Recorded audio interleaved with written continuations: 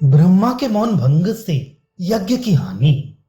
उनमें से एक मार्ग का ब्रह्मा मन के द्वारा संस्कार करता है तथा होता अर्धवायु और उद्गाता ये वाणी द्वारा दूसरे मार्ग का संस्कार करते हैं। यदि प्रातर्न वाक्य आरंभ हो जाने पर परिधानीय ऋचा के उच्चारण से पूर्व ब्रह्मा बोल उठता है तो वह केवल एक मार्ग का ही संस्कार करता है, दूसरा मार्ग नष्ट हो जाता है। जिस प्रकार एक पांव से चलने वाला पुरुष अथवा एक पहिए से चलने वाला रथ नष्ट हो जाता है, उसी प्रकार इसका यज्ञ भी नाश को प्राप्त हो जाता है। यज्ञ के नष्ट होने के पश्चात यजमान का नाश होता है। इस प्रकार का यज्ञ करने पर वह और भी अधिक पापी हो जाता है।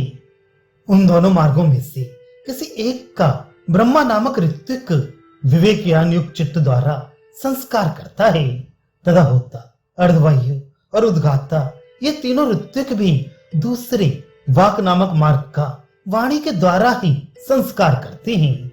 अतः ऐसा होने के कारण यज्ञ में वाक और मन दोनों ही मार्गों का संस्कार करना चाहिए। इसके बाद वह ब्रह्मा जिस काल में प्रातर्नवाक शस्त्र का प्रारंभ हो गया हो, उस समय से परिधानीय ऋचा के उच्चारण से पूर्व बोल उठता है। यदि मौन छोड़ देता है तो एक अर्थात वाक रूप मार्ग का ही संस्कार करता है।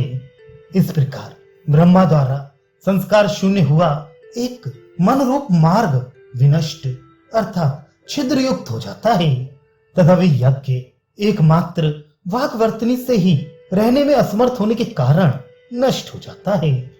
किस प्रकार नष्ट हो जाता है ये श्रुति बतलाती है।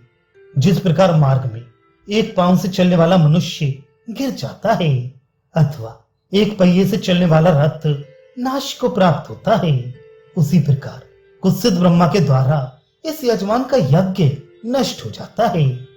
यज्ञ के नष्ट होने के पश्चात यजमान का भी नाश होता है, क्योंकि यजमान का तो यज्ञ ही प्राण है।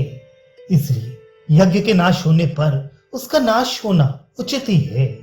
वह इस प्रकार के उस यज्ञ का यजन करने पर पापीयान अधिकतर पापी होता है।